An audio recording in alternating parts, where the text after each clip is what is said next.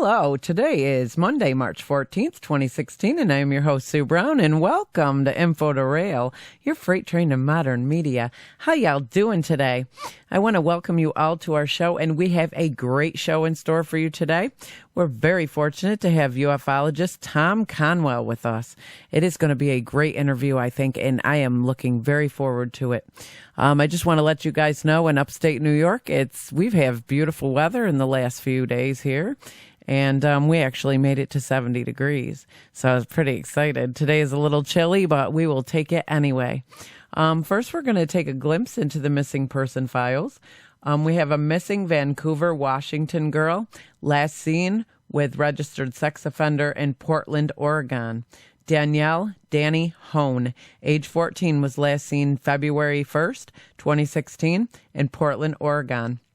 Hone originally left her Salmon Creek, Washington area home on August 10th, 2015, and has not returned since. Hone was picked up by Portland police in the end of January 2016 and was in the company of a convicted sex offender named William or Joe Joseph Anderson, age 43. They both said that they were living together. When employees with the Department of Social and Health Services arrived to pick her up from the juvenile detention center, Hone fled. Anderson is a transient who frequents the area of Southeast 122nd Avenue and Division Street in Portland. He is 5'9", 165 pounds, has blonde hair, blue eyes, and multiple tattoos. Anderson drives a gold Dodge Ram double cab pickup with Oregon license plate 070 FBQ. I'm going to repeat that, 070 FBQ. And that is a gold Dodge Ram double cab pickup. And that's with Oregon license plate 070 FBQ. It's shown in the picture that will be on my thing. Hone is 4'10", 110 pounds, has brown hair that may be dyed another color, and brown eyes. Anyone with any information on their location, please contact 911 or contact Detective Scott Kirgis, Kirgiss, of the Clark County Sheriff's Office at 360-397-2028 or the Portland Police Bureau at 503-823-0044. I'm really advise you guys to help find this girl. That's a dangerous thing, and I pray to God that we get her home safely so that nothing bad happens to her. Our next one is the Cockey County District Attorney is offering $10,000 reward for information about Laura, Lora, Hale Costner, Costner, age 42, of Newport, Tennessee, who was reported missing on January 7th, 2016. Costner texted someone at her son's school that day saying she was running late due to a flat tire. Costner's van was found in the parking lot of Union Baptist Church in number COS in Cosby, Tennessee, with a slashed tire with no trace of her. Her phone has not been on since then, and that's the last time anyone has seen or heard from her. Costner is described as 5'5", 145 pounds, brown hair, blue eyes, and a small tattoo of a yellow sunflower on her right hip. She was last seen wearing a dark green zip-up hooded sweatshirt and blue jeans. She also frequently wears large silver hoop earrings. Anyone with any information, please contact the Cockey County Sheriff's Department at 423-623-3064. Come on, you guys. We got to find her. I mean, there's somebody missing her a lot. So if you've heard anything, seen anything, or have any information, please, either that or you can call anonymously your 911. So, if you don't want anybody to know your who you are or your anything about you, you can definitely call 911 and not have to leave a name, but come on, you guys, help. The last one, I'm doing 3 today because this one was one that weighed on my mind as well. This is Atlanta, Georgia. Morgan Bauer, Bauer, age 19, of Aberdeen, South Dakota, was last seen in Atlanta, Georgia on 2/25 of 2016. Morgan moved to Atlanta to start a new life. Police confirm that she arrived in Atlanta on February 12th. Morgan stayed with someone she met on Craigslist, but was asked to leave. She then stayed in a hotel and remained in contact with friends until February 25th. Morgan is very active on social media, but has not posted anything since. She had limited funds with her. Her family is very worried that she has met up with the wrong group of people. Morgan is 5'6", 125 pounds, has long brown hair, blue eyes, gauges in her ears, bottom right lip is pierced twice, a belly button piercing, and multiple tattoos, which are shown in the picture that'll be on my site as well. The tattoos include a sun and moon near the right front shoulder, anchor with the words, "Whatever you love can be taken away, so live like it's your dying day," on her left wrist, blue and orange jellyfish inside right arm, black tree of life on the back of her neck, the words, "It's in herself, she will find the strength she needs," on her left hip. Anyone with any information on her location, please contact Atlanta Police at 404-546-4235 or call your local 911. That's terrible. This poor girl goes to start a new life, and this is what I mean. You guys, we got to start looking for our people and keeping track of our people, but we also have to teach our people that you just don't take off and go, meet these people on Craigslist or dating sites. You just don't take off with these people because you have no idea what you're getting into. So I think we need to start teaching our kids a little bit better than that at a very early age. We're going to take a short break, and when we return, we're going to have Tom Conwell with us. Stay tuned. Don't go away. We'll be right back. Okay, we are back with Tom Conwell. UFOlogist Tom Conwell has been an electronic technician with the US Navy and Honeywell, Inc. for 42 years. A Honeywell Temperature Control, fire alarm and security software specialist, Biomedical Engineer, and Fire Alarm Level 2 certified, a meteorologist, and HVAC engineering resource. Tom has a wide range expertise with a keen awareness of physics, computer, and internet software, and a broad knowledge of electronics and how it intersects with the paranormal world and UFOs. Tom remains a vital scientific resource on extreme paranormal encounter response team and embraces the wealth of information and theories that embody the title of UFOlogist. Over the past 3 years, Tom has written an extensive collection of blogs based on aspects of ufology, has studied and researched UFO sightings reports from the entire U.S. East Coast, and can talk about any or all of these subjects. Hello, Tom, and welcome to info2rail, and thank you so much for being on our show. It's an honor and a pleasure. I can't wait to hear what you have to ask me. Well, I'm really excited to have you let myself and our listeners know. Tell us about you, who you are and what you do and how you came about doing what you do. Oh, okay. Well, that's a long story. I'll try to be brief. Oh, no. Tell us. I mean, that's the excitement. That's what we're here for. Okay. Well, I started out in the Navy, and after 2 years of college, I learned about physics and math and chemistry, and I realized that college wasn't right for me, so I joined the Navy. And the first thing I did when I joined the Navy is I signed up for 6 years so I could get their electronics school. Now, I got their electronics school, and that set me up really for the rest of my life. In electronics, I learned, first off, I learned metrology. And metrology is the science of measurement. That's when, say if you have an instrument that measures something in numerical form, like a voltmeter or something, you have to take it every so often to a calibration facility.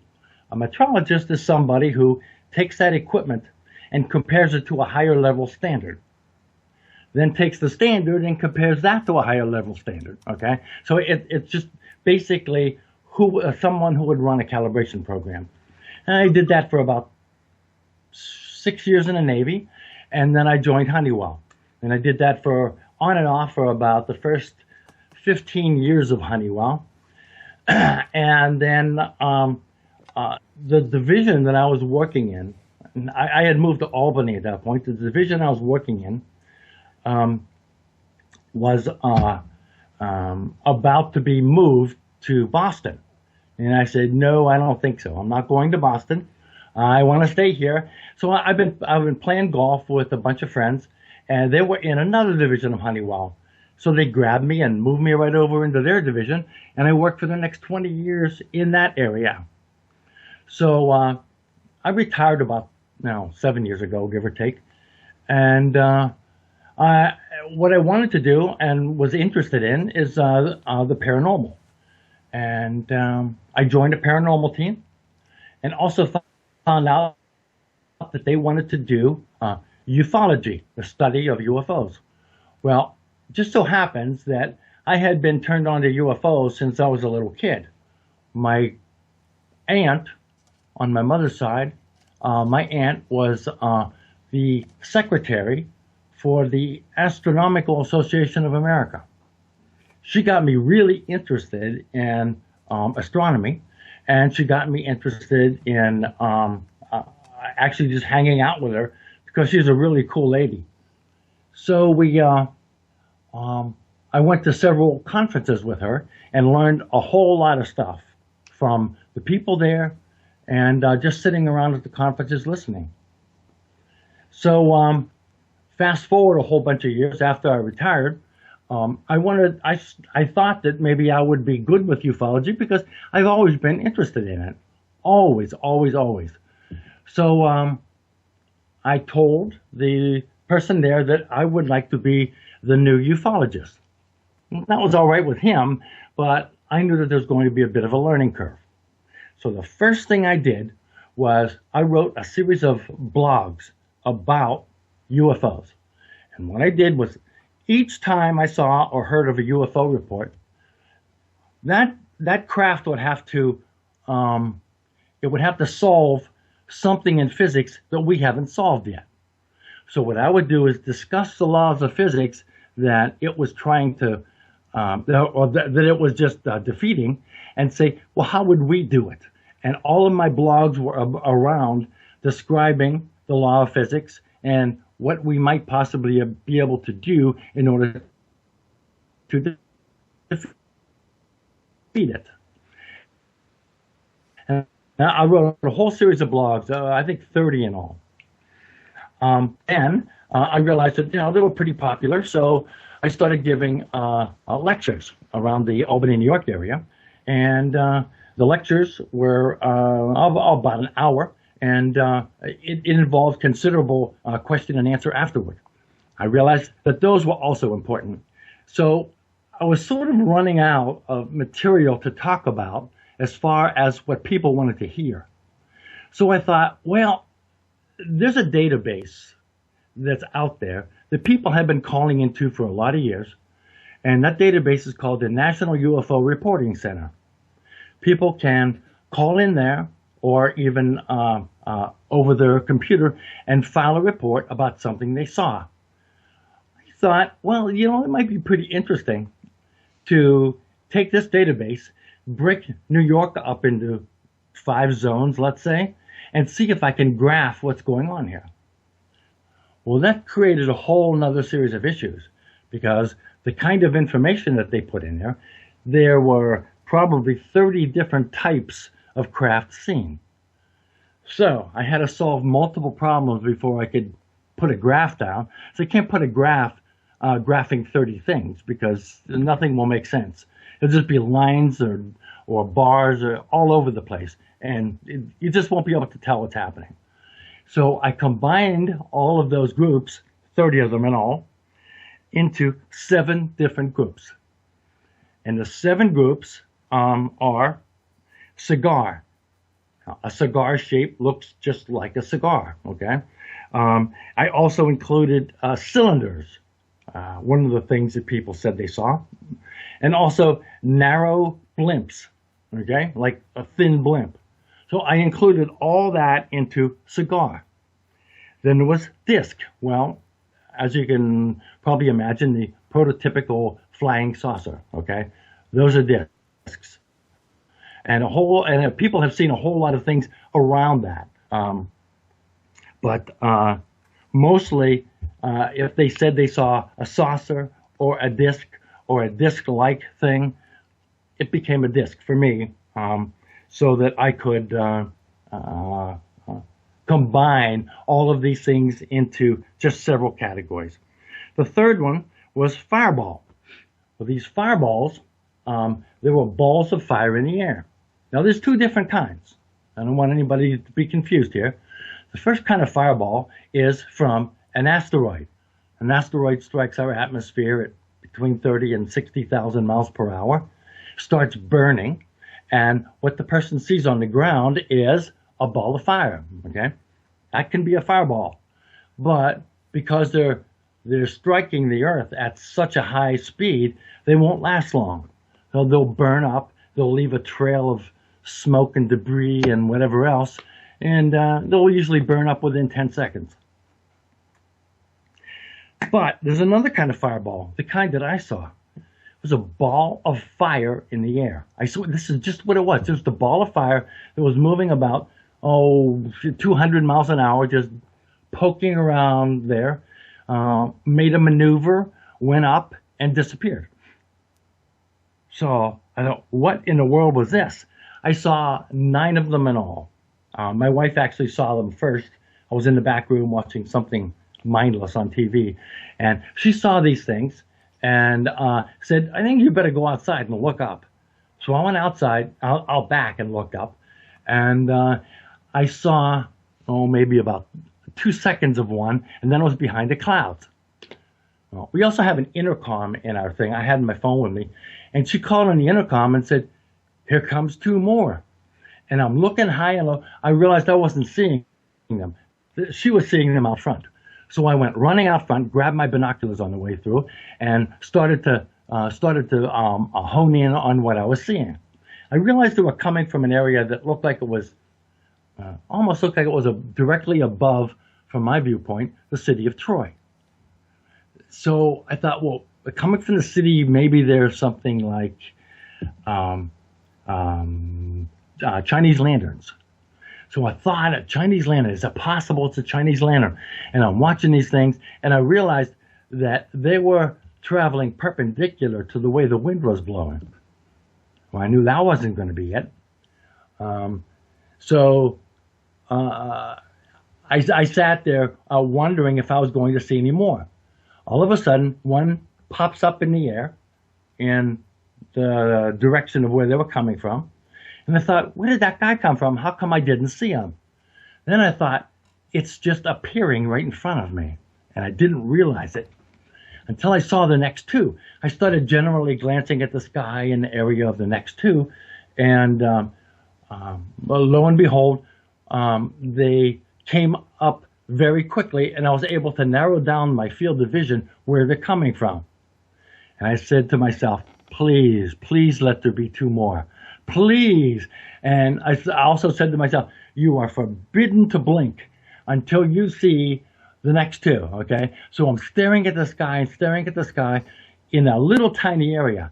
And when you know it, pop, pop, 2 of them pop right in front of me. And I was like, what in the world is that? Where are these things coming from?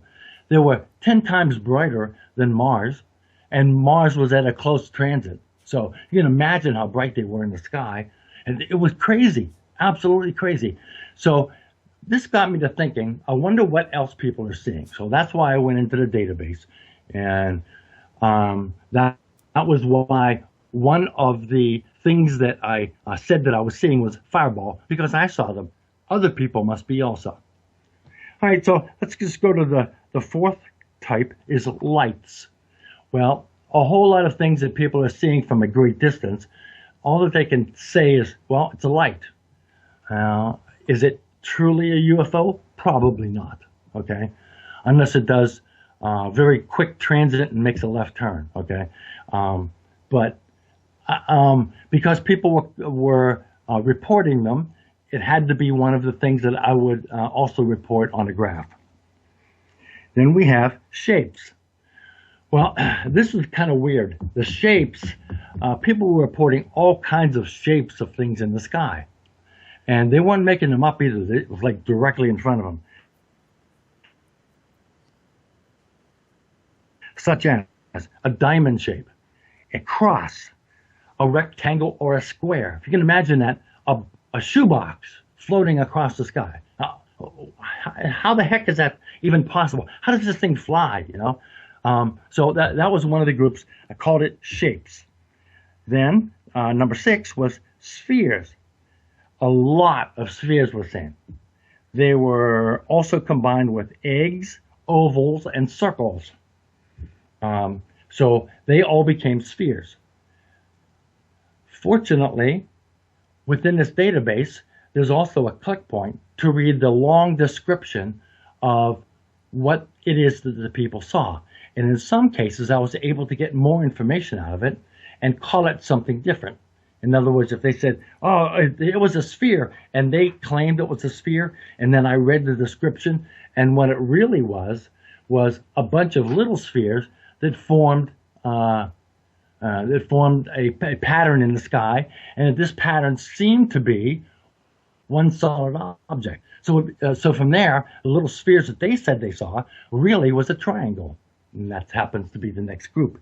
A triangle, which is an actual craft that is triangular shape and also called in the database a chevron, which is like similar to what was seen over Phoenix. When was that? In the 1990s. So those are the 7 types that I combined into, and I was looking for ways to take all of these varying things and put them into a graph. So that is pretty much how I got to where I got to. I got interested in this because of my aunt from way back. And now I'm hooked on ufology, and I'm studying everything I can get my hands on. Let me ask you this. My daughter and I were outside, and we're always looking up because it's something that my whole family's very into. UFOs, been for a lot of years. But we're looking up, and she's 8 years old, and this was last summer, and we're staring up there, and there's a triangular pattern up there. And we're looking at it, and there's just something so strange about it because it was so much brighter than the rest of the stars up there, but it just kept catching our attention. Well, we kept looking at it, and about after maybe 45 minutes, the point that was pointing to the south of the triangle all of a sudden just started flying across the sky, and it wasn't a shooting star either. This thing literally took off and just it was crazy. I watched it go all the way across the sky, and it never faded or anything. It was like in full light aspect here, just flying. And I'm like, a shooting star, you can tell it just kind of it fizzles out. This thing made its way all the way across the sky as far as we could see, and was still in its full lightest form it was in, but it was crazy. The rest of the triangle stayed there. So many people are seeing triangular shapes, and they happen to be 3 spheres flying in a shape of a triangle, but it's not a triangle, all right? It's just in the shape of one. It's 3 separate spheres. In some cases, you'll see descriptions of what people see as they'll see a fireball in the sky, and all of a sudden the fireball will start changing and become a triangle. I don't know how that happens. You have a sphere that actually distorts itself and becomes a triangle, and you can see the whole thing. And there's these craft, like you just described, that just, for whatever reason, they just take off faster than anything you can even imagine. and that's the way you know that it's not a standard airplane. When things really look different, well, you have to start paying attention. Well, I know an airplane because they have the blue and red lights underneath. Sure they do. Yep. And I always know, all the time we're going, oh, there's an airplane. And the crazy thing is, sometimes it's strange how many airplanes you see in one specific night, pretty much traveling all at the same time. So to me, that's kind of strange. When I was a kid, we would not see that many airplanes in one place at night. But, just that's something that we love to do in the summer, especially. And when we saw that, the only thing I could think of is, this thing had no problem showing itself all the way across the sky. It didn't fade, it didn't fizzle, it didn't do anything. And I'm like, wow, if you want me to notice you guys, I notice you, know, and it was like, that was so cool. And the strange thing is, like I said, we're always looking up. We're on our way to town, and I've seen this online before as well. And what it looks like is there was clouds in the sky. They were kind of not real thick, but, they were billowy. And in the sky was like a oval-shaped looked like kind of a mushroom thing. What it looked like was there was something there, and it got sucked up so fast that it left like a weird impression in the clouds that something was there, and then it was gone. Well, I had seen this online before, listed under UFOs and stuff like that. Well, when I had actually had the opportunity to take a picture of this in the sky right like down the street from my house, I was freaking out. I'm like, I saw this online and it's right there in the sky. So I actually got a picture of that. Oh, that's cool. I mean, this stuff is so amazing, and people who don't believe what you're seeing, it's really there. You're really seeing it, and it's so exciting. That's one of the things that I tell people who will say to me, yeah, there's no such thing as UFOs. Well, you haven't seen one yet.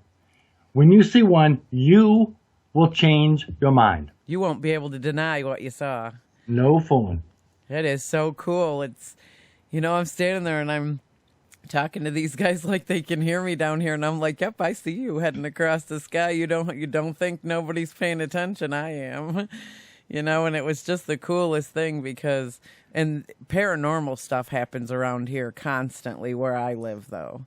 So for me, I'm no stranger to the paranormal at all.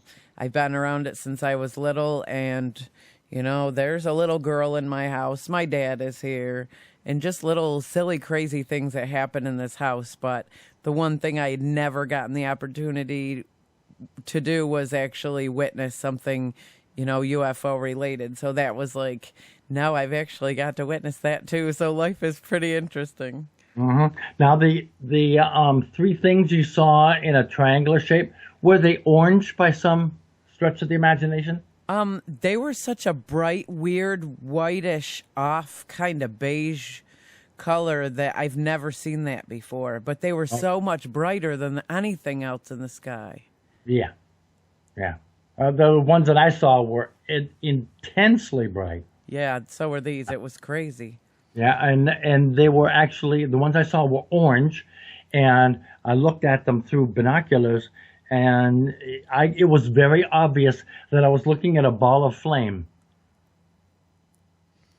I didn't have any binoculars, which I really wish I did, and I would like to put, money towards a nice telescope, but, board for my show is more important right now, but in the future I would like to put away money and actually get a telescope. But the problem with that is, I don't even know what I would be looking for to be able to see, up there better and be able to focus on like the moon and the planets and stuff. I have no idea what telescope I would even look into getting.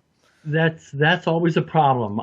When people buy telescopes, they'll buy one for about $150, and then they'll go out and they'll look at the moon through it and realize that they're only going to see the moon for about 5 seconds, and they have to readjust it because the moon's continuously moving. And when you zoom in that far, any movement way out there becomes seriously magnified. So you'll have nothing but issues looking at a a star or a galaxy or whatever else, unless you go into a much better one that you can hook up to your computer online and it will track what it is that you tell it to track. And then you can see it for a long time. Huh. I didn't even know those existed that you could hook up to your computer. Yeah, you're spending 500 minimum and 5,000 maximum. It's not bad, though, for something if you really enjoy that stuff. I mean, that's something that really interests me. I love the galaxy and the planets and, what's out there. And the way I see it, Earth can't be the only thing that has population on it by far. I mean, you got to figure that pretty much all the planets around have something on it that's living. Sure. In my speeches, I usually have a bunch of people who are on the fence about, whether they should believe in that extraterrestrial life exists or not. So I always go through the likelihood of life in the universe. And I start out with, we live in the Milky Way, and the Milky Way has 200 billion stars in it. Around virtually every star that we've been able to look at carefully, we see planets. Now, a lot of times the planets are just the big gas giants because they're easiest ones to see. But the Earth-sized ones are much harder. And things have to be just right for us to see those. But there's planets around every single star. And that's 200 million in just the Milky Way. There's 100 billion galaxies. You multiply 200 million by 100 billion, and you have a number that is 10 to the 20th. That's a 1 with 20 zeros after it. That's how many stars there are out there. Wow. Yeah, so you figure that almost every star has something going around it. Just by nature of the way the star forms, it creates a disk of dust, and this dust starts banging into each other, and they become planets. Now, every single star is created the same way, and these planets are around every single star. So you can't be saying, it doesn't exist or whatever else. Also, you can't be saying if another civilization does exist, they can't be any farther along than us. Oh yeah, we really just started in the whole scheme of things. Well, in the last 150 years, we've gone from horseback to space travel. What can we do in the next 1,000? That's true. I mean, I think that once we actually, next million. Yeah, I mean, I personally think that somewhere in our future we'll be able to travel to all these planets and actually check out what's going on, just like we travel to another state or another country. Well, of course we will. Now, what do you believe exists on these? Do you believe that there are several different species of aliens that are on, coming in all these UFOs? What do you make of that? Wow. I think that anything's possible.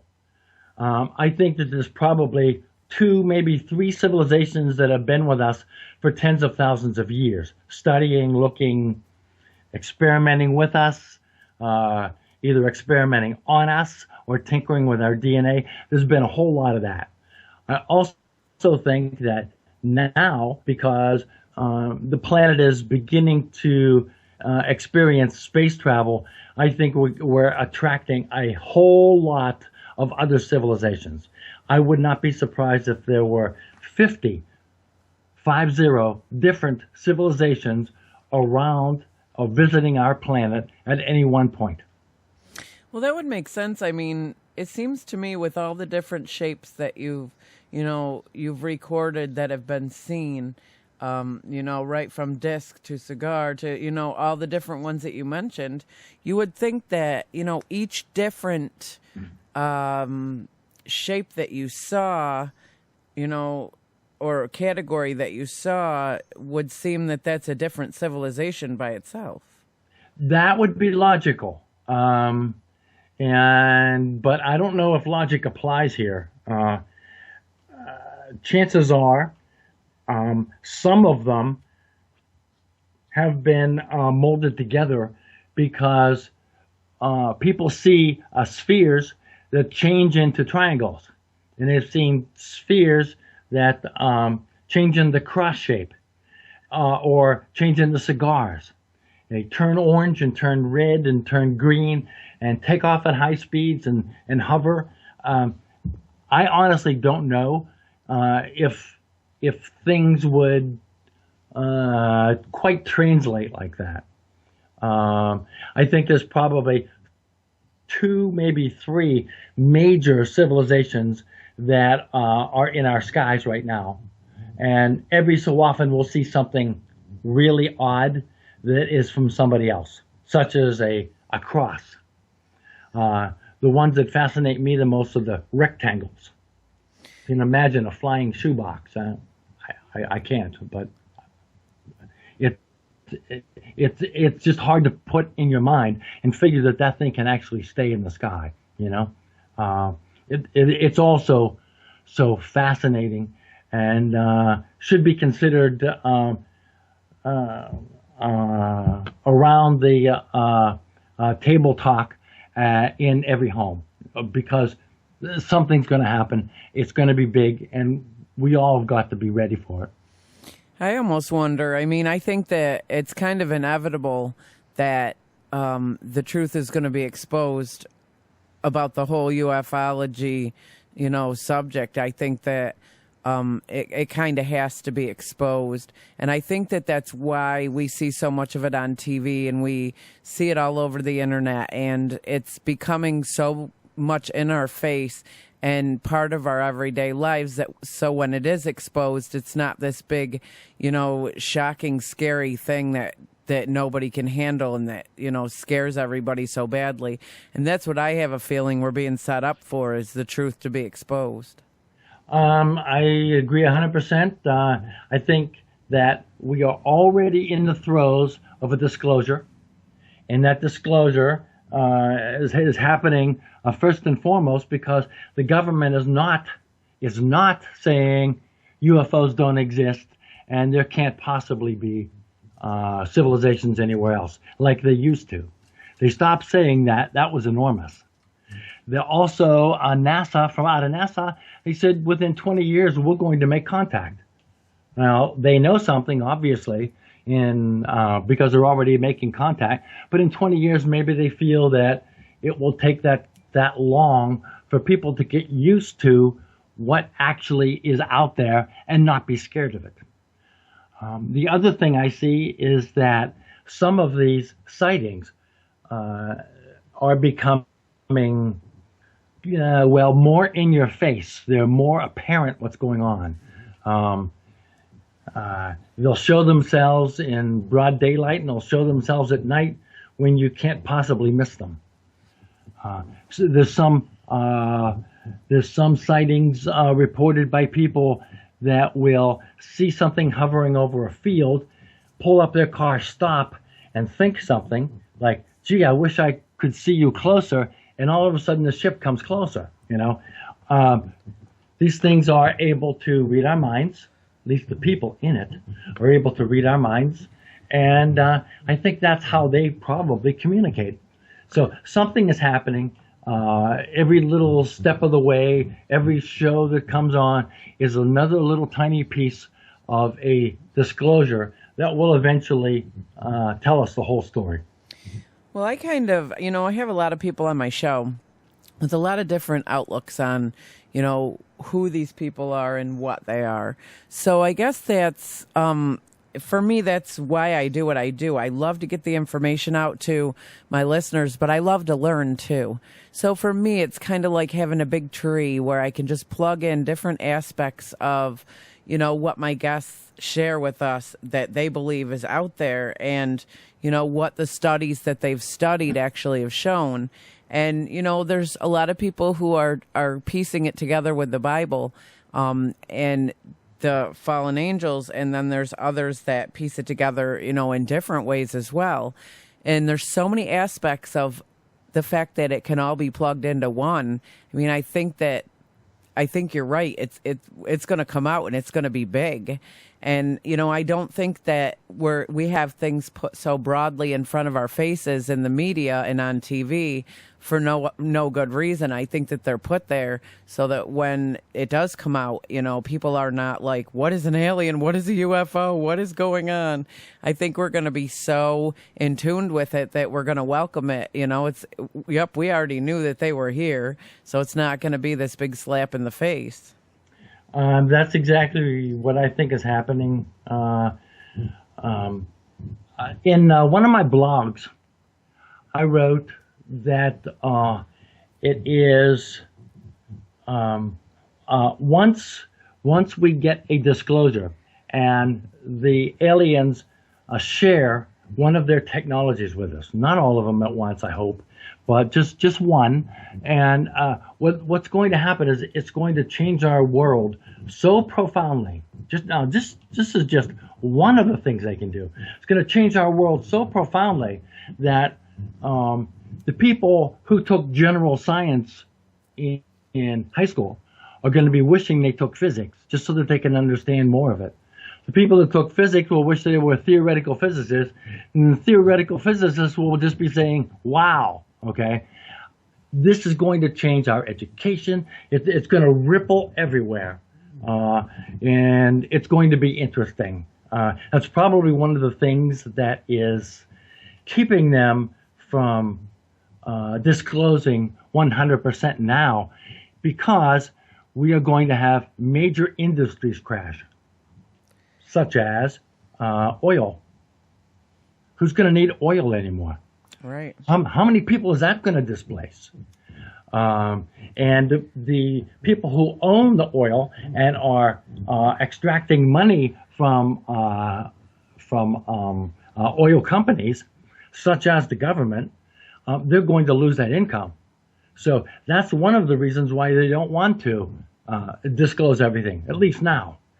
They want to be able to build up to something and then be able to integrate that into what we're doing. I'm kind of excited because, it seems that they are so much more technologically and in other ways advanced from us. And, I don't know if I believe that they're too much more advanced. I think that maybe they're just educated or have technologies different from us. I think that in some ways maybe we're a little bit more advanced than them in some things. And I think that maybe they kind of are curious about what we have that they don't have.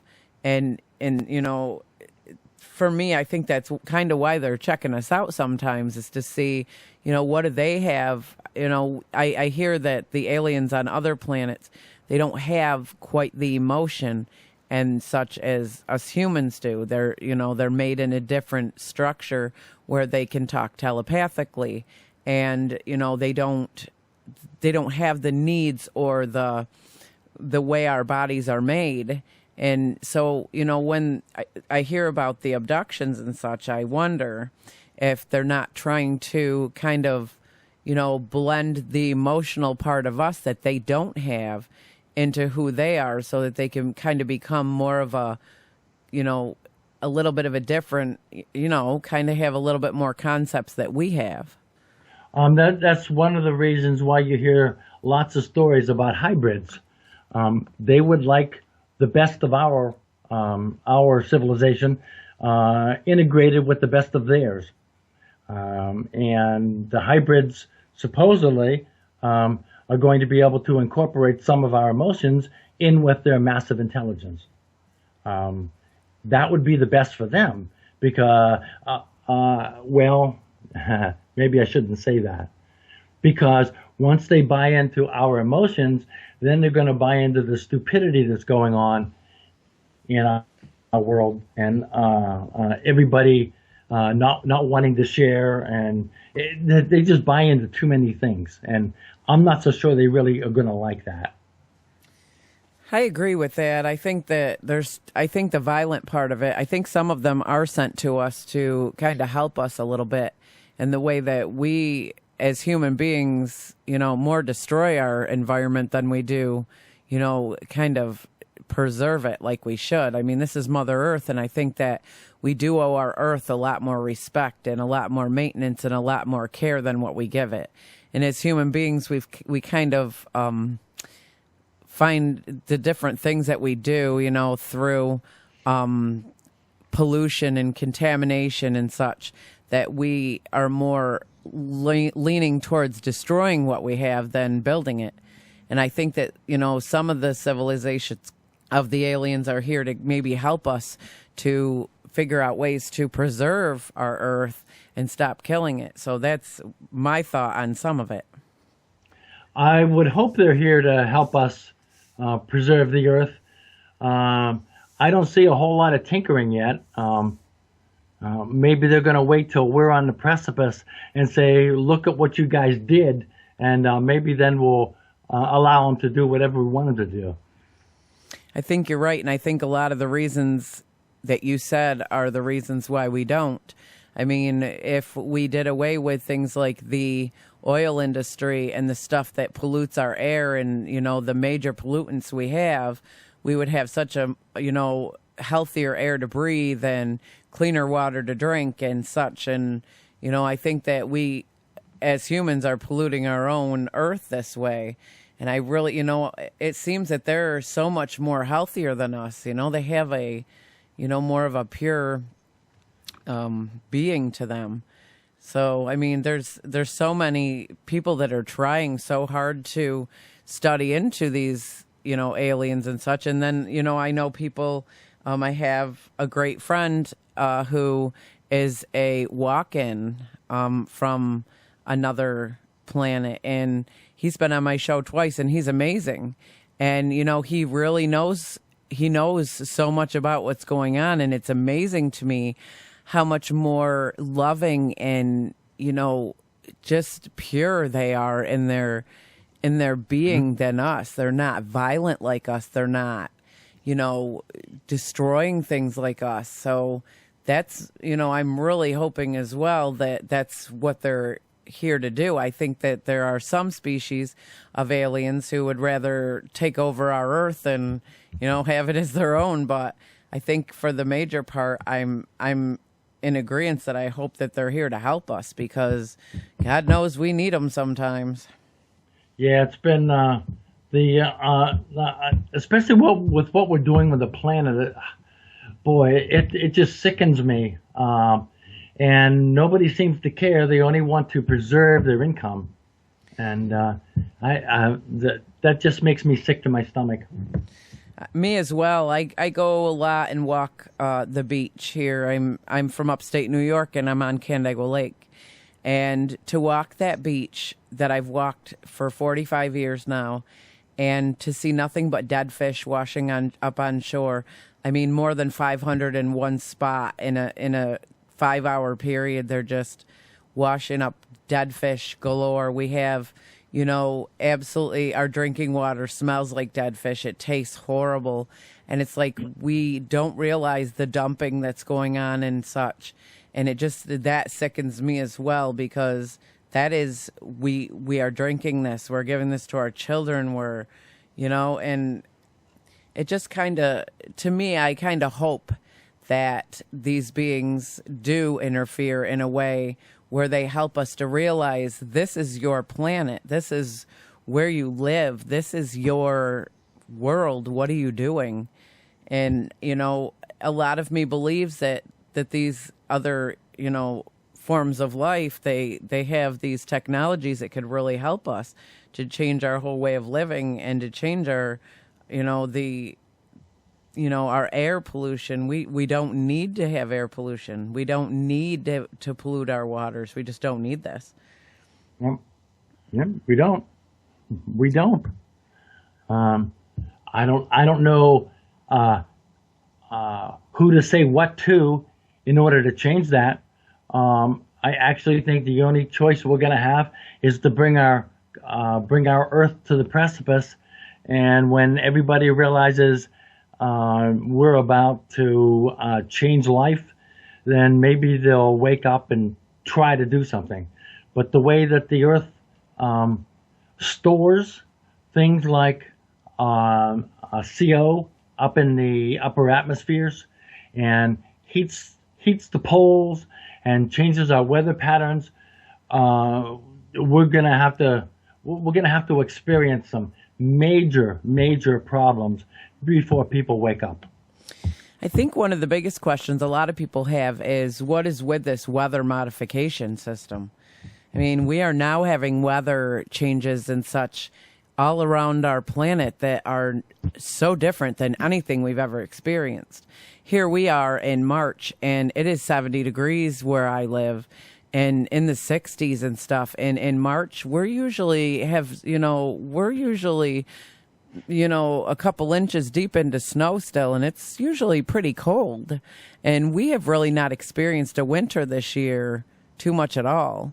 And there's places like Texas and such that have had snow that they're not used to seeing, and other places like that. So I think that's a big question, is why do they need to modify our weather? I mean, it's all crazy. Yeah, I'm not actually convinced that the government is doing too much modification. I think what they might be trying to do is to mitigate changes, because we've pumped so much crap into the air that global warming is causing big problems. This past winter, our problem is almost exclusively because the Earth has gotten so warm, it warmed up the Pacific, which changed the weather pattern across the entire country. And I think what they're trying to do is limit that by spraying in the air and by doing other modifications through the HARP program, whatever that is. Okay, I know that it exists, but I don't know what they're doing with it. I think they're just trying to keep big problems from happening because they probably saw problems on the horizon before or around the time that we first started noticing. I think that the ones of us who, are big believers in the Bible and in God and such, I think for people like me, I see all of Revelations, coming to fruition right in front of our faces. And if we go by that, it's, these beings from other planets and such are spoke of in the Bible if we really read it and pay attention.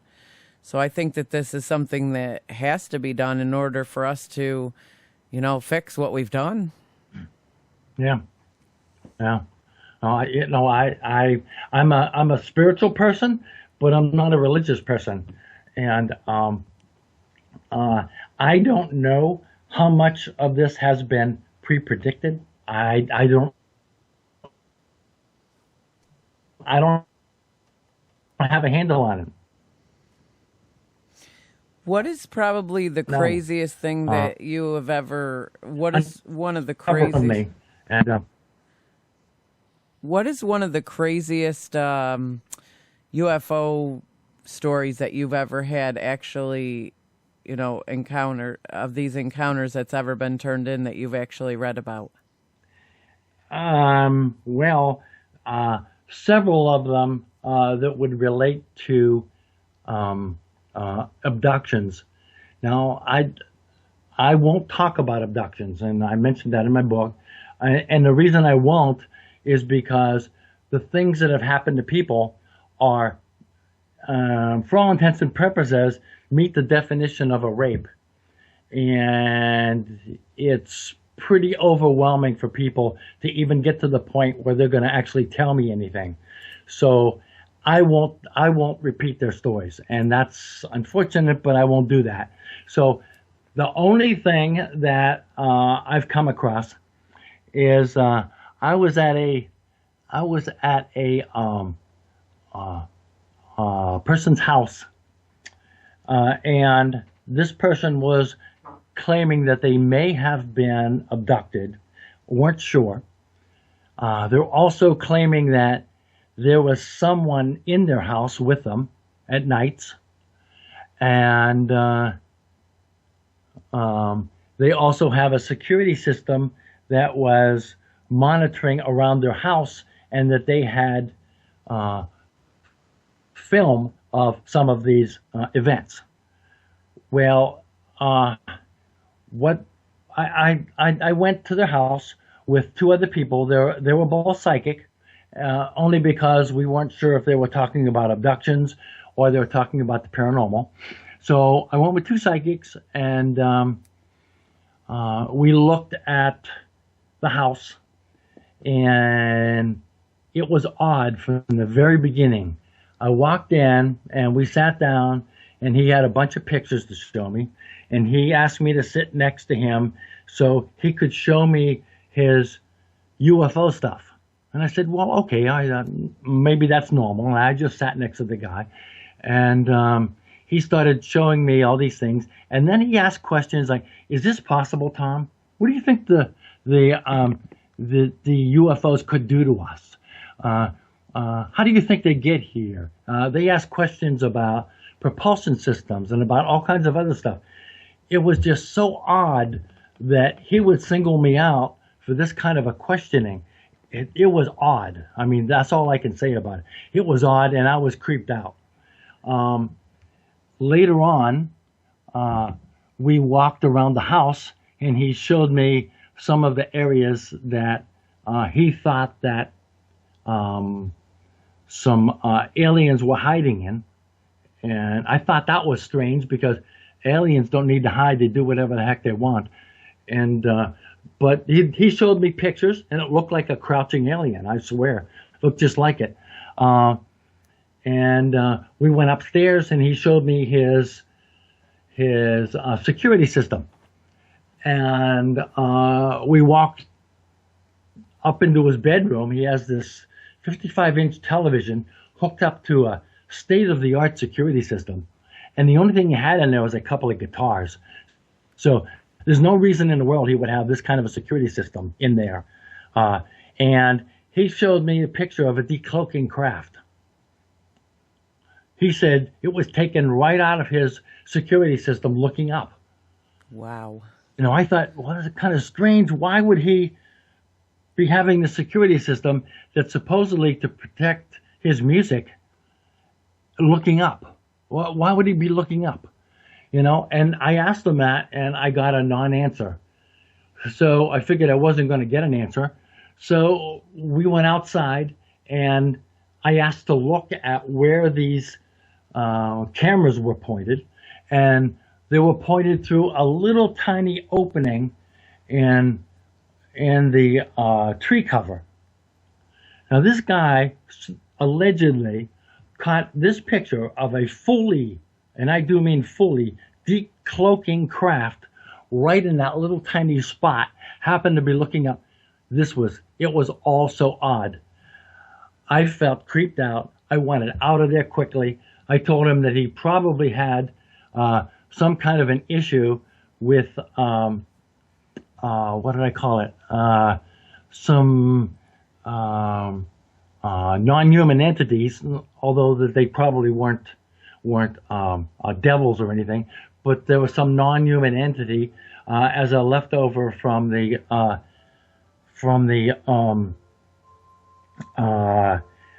American Indian population that was right there. And so we got out of there, and this was the first opportunity I had to talk with my teammates at the time. And the first thing that they said to me is, did you see the way he honed in on you? He asked only you questions. He was poking in on you, wanting to know what you knew. I said, I know. I felt like I was part of a mystery show where I was the only suspect. You know, it was really odd. Do you remember Columbo? Yes, I do. You know, and Columbo walked in and, let me ask you another question. You know, that's what it felt like. It was really strange.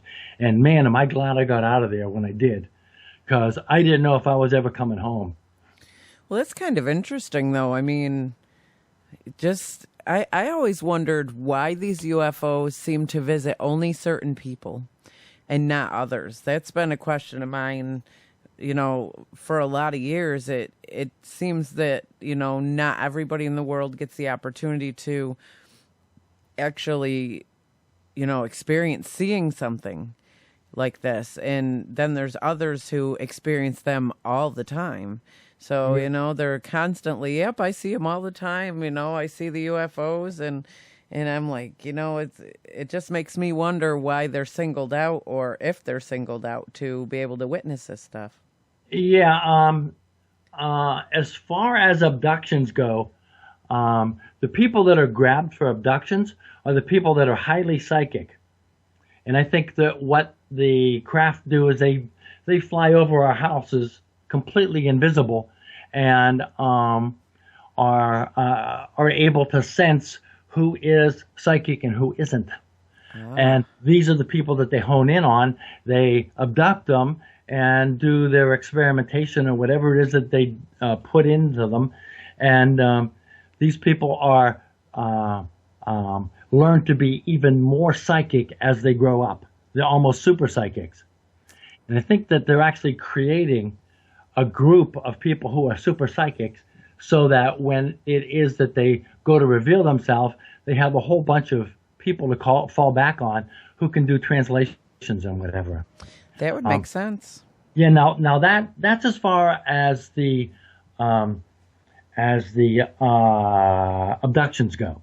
Now, as far as seeing them goes, in order to see them, you have to look up first. Most people go through life and they just wander around. They take their garbage out to the front, and they never look anywhere but down. All right, a lot of people are like that because they don't think there's any reason to look up. Very true. So there's a percentage of the people there that don't see UFOs because they don't look for them. All right, and then there's another percentage of people who who maybe have seen one UFO up close and think that everything that they see moving in the sky is a UFO. I get a lot of that. So you can't really say that, only certain people see all of them. I question whether they're really seeing as much as they think they're seeing. But the people that are psychic are the ones more likely to be contacted and look up at the right time. I think what I'm really wondering is like the areas in which they show themselves more than other areas. Like a lot of times you'll hear like a specific area, like out by Area 51, where they're very, very active out there. I mean, people that live out there are seeing, the same sightings in that area, but they're seeing so many. And it just kind of seems like these UFOs show up more in specific places than other places, I guess. That's what I've noticed anyway. Oh, okay. That's pretty much true. As far as Area 51 goes, I would not be surprised if a lot of that is our own government doing experimentation on craft. All right, that's just me saying that. Is there a UFO involvement out there? Sure, there is. And there's also supposedly several bases in the mountains there where the tall whites supposedly live. I don't know if that's true. No firsthand knowledge there, but I've heard that. So there's areas that these things will fly around because they're close up to where they may happen to reside. There's also areas that they fly around because there's something about the ground. We can't really tell because we don't have the sensitive instrumentation, but they may be able to recognize differences in magnetic field lines and be able to take the flow of magnetism and through some sort of device and extract energy from it. And I think that's part of it. Also, in certain mountainous areas, there is metal within the ground that will create a magnetic flow. and they will also find their way around that. So all these different things, I think, add to why UFOs are seen in certain areas. They also do, the UFOs, I believe, also are doing a certain amount of mapping, and they're looking for something. Maybe they're looking for chemicals or certain types of water supplies or whatever. But you see them traveling along waterways, hovering over lakes, and especially in the ocean. So there's a lot of different potential reasons why they may be out there. I think something that excites me a lot is the technology that existed, before us, and what we're actually coming into when they dig up these old remains and such of the ancients. When this was way before our technology was even existed, like airplanes and helicopters, how there's hieroglyphs being, found from just thousands and thousands of years ago before that stuff even existed here.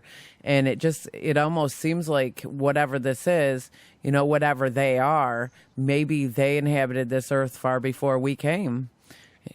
Sure, it could be from a super race. It could be from the fact that we've had multiple civilizations right on our own planet that keep getting wiped out for various reasons, asteroids or natural disasters, or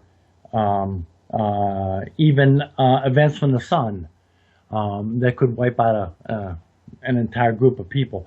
But I think that's happened multiple times through our civilization, and maybe like every 100,000 years. We grow up a civilization, and then they just get blasted into oblivion. That's true. I just think it's neat. I'm somebody who likes to look at the new glyphs that they find. When they dig up a new underground chamber that nobody's seen before, and you get to look at the glyphs that are down there, and you're seeing pictures of how people are explaining aliens now, and you're seeing just crazy things that they couldn't have possibly known from our timeline. So to me, that's just really interesting. It just kind of makes me wonder, how much of them are left over from the ones that were here before us is all. Oh, yeah. And again, I don't know if it was the civilizations that got really smart because of aliens injecting knowledge into them, or our civilization just advanced well beyond ours and then blew themselves up. It's hard to say what came first, the chicken or the egg.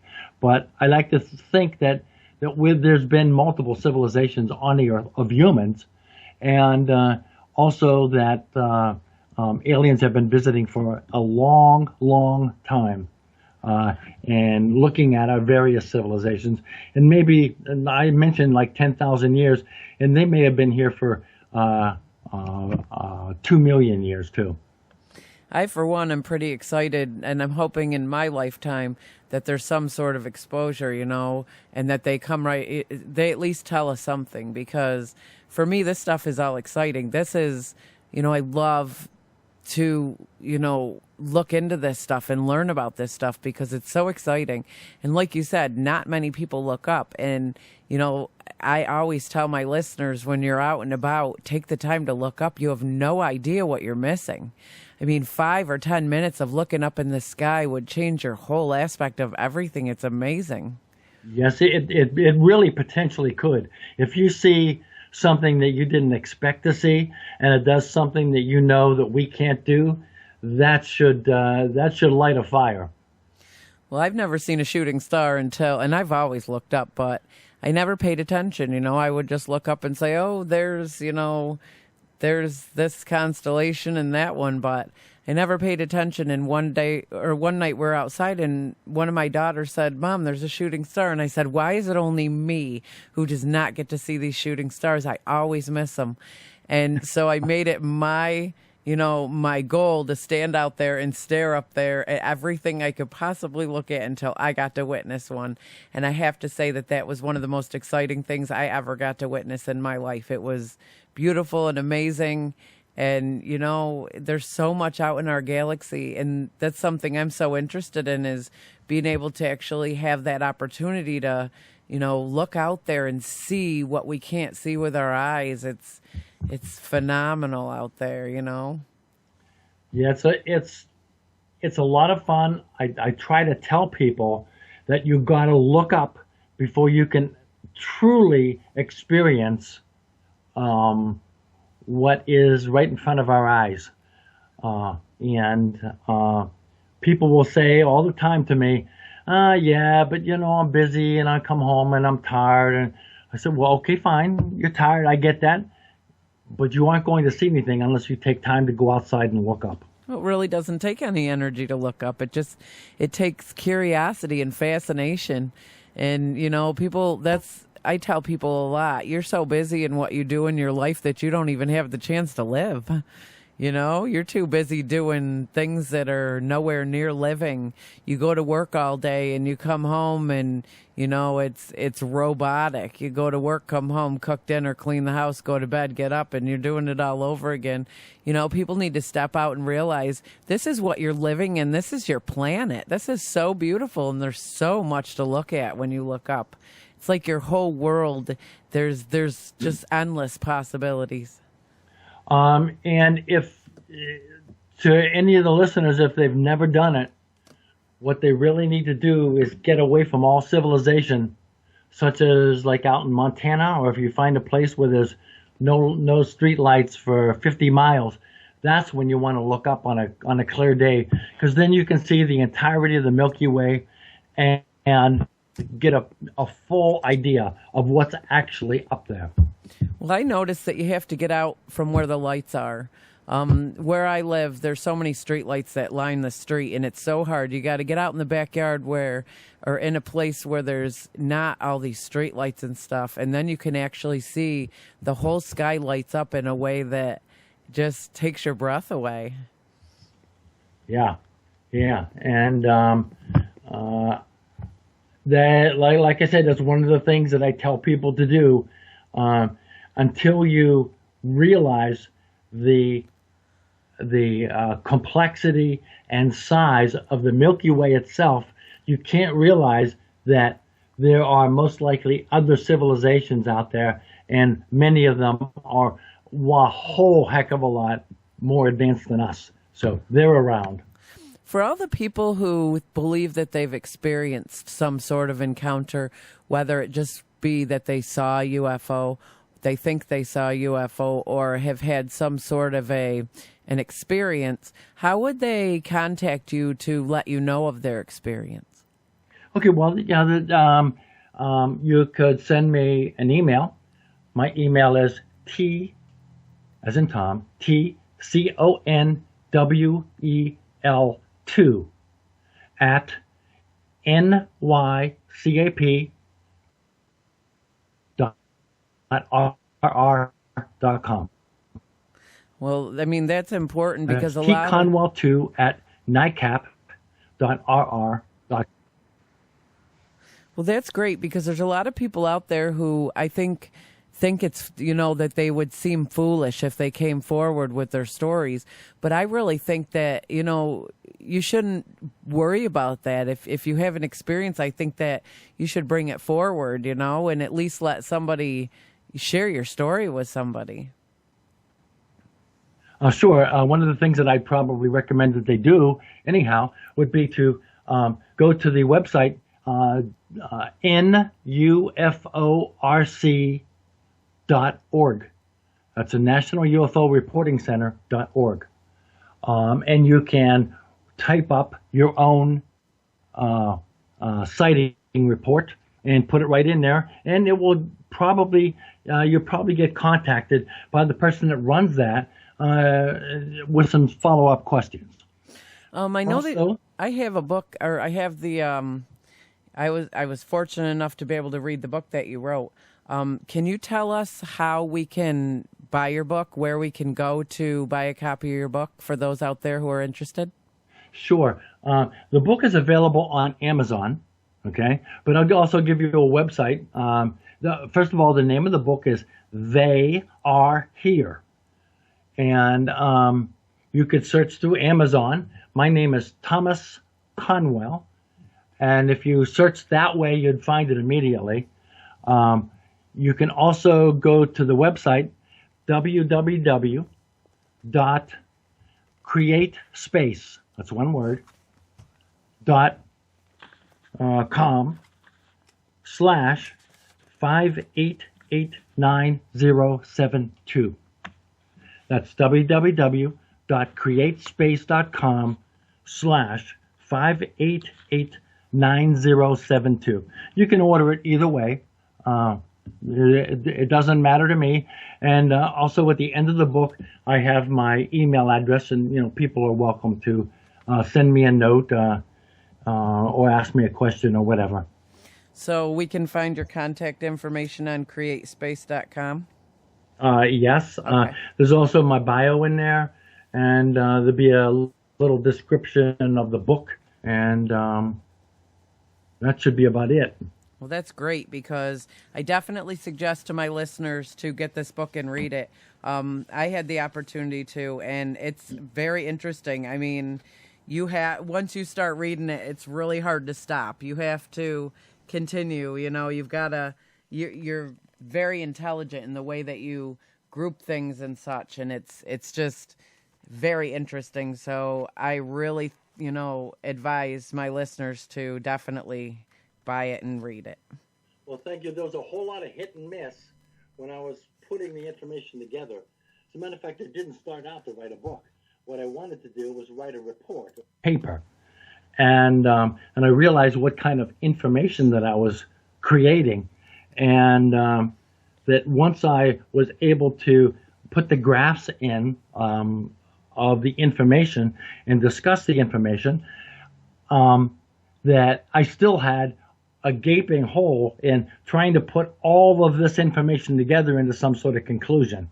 And that's what brings the whole book together, the conclusions that I've been able to draw and the discussion around it. It's definitely well worth the read. I was really interested, and like I said, it was really hard to put the book, to stop reading once you read. So I definitely advise my listeners to buy it and read it, because it's very fascinating. Oh, thanks. And I would love to thank you so much for taking time out of your busy schedule to be on here with us and talk with us. I love what I do, and I love to learn. And I've learned a lot from you, from your book, and from this discussion. And, I really hope that people take the time out there now to look up and pay attention to what's going on around us. That's the only way that you're going to see anything. You're not going to see anything by sitting there with your feet up watching the tube. Or walking with your head down, taking out the garbage. Ever since I saw what I saw in the sky, there isn't a time that I don't look up, day or night. I think that the fact that we've become so stagnant on our electronic devices is taking away so much of what we're missing. We're missing so much. Yeah. All it needs is that one event for you to see something, and your life will forever be changed. Absolutely, I agree. I mean, just seeing the now my 8-year-old daughter, she's 8 years old, and she can actually say that she's witnessed something that is unexplainable, and that is phenomenal, because at such a young age, now she has, the knowledge and opportunity to continue looking up, and she'll have so much to share, as she grows up. And I think that that's great. Yeah, that's interesting, because her perspective will be different now, and hopefully she can share that with her friends and get them to look up also. Absolutely. I think that this generation, we need to put down our computers and our iPads and our iPods, and, we need to get our kids outside, and we need to get them active into this too, because whether they believe it or not, we're going to get a big surprise soon. Like you said, it's going to come out full circle, and we're not going to have a choice but to, face what's out there, and we're definitely not alone. Yeah, it's going to be a shock, and I can absolutely guarantee that everyone will wish they were a physicist. I definitely would love to know a lot more about our universe and our galaxies and everything, and I think that that's something that I'm going to start studying a lot more into myself, because this stuff really fascinates me, and I'm really excited about it. Every time I get the opportunity to have somebody on here to chat with about it, it's an excitement that kind of fills you right up. Yeah. Yeah, it fills me up too to talk about it, because when I have a captive audience, that's when I'm having the most fun. I agree. It's why I do what I do, because I love it. And the listeners, they leave a lot of good feedback, so that I know that this information that my guests are trying to get out there is actually getting out to people. And I'm so grateful for that, because we are so absolutely, clueless of what really lies out there beyond what we can see. There's so much more out there going on that we have no idea. Just because we can't see it doesn't mean it's not happening. It's easier for a lot of people to think that it's only us, only because the kind of thinking that's necessary is a thinking that most people have never done. And you have to step out of yourself somewhat in order to open your mind enough to consider that there might be something else going on. It's not easy. It's true. I agree. I mean, there's just people get into their everyday routines, and they tell you you're crazy if you think there's something else that exists beyond us. And if you think about it, if we're created as a civilization we are, then why are we so limited to believe that we're the only ones? Sure. And I'm honestly captivated by the thought that people think it's so simple to think that we're the only ones. It's easier for them to do that than to open their mind to possibilities that they haven't even yet imagined. That's hard to do. They're going to have a rude awakening quickly. Yes, they will. Whenever this occurs, it's going to be big. Do you think it's going to be anytime soon, or do you think it's going to be maybe in our children's future? Well, I keep getting mixed messages. The mixed messages are coming from, number one, from the government, who are saying that, in 15 years we'll discover, in 20 years we'll find something. And they're thinking at this point that maybe the only thing they'll ever find is machines from other civilizations that the civilizations have sent to us to look in on us. That's all they'll come across. I don't buy that, because I think that in probably 5 years, something big will happen or come out. As a matter of fact, I've received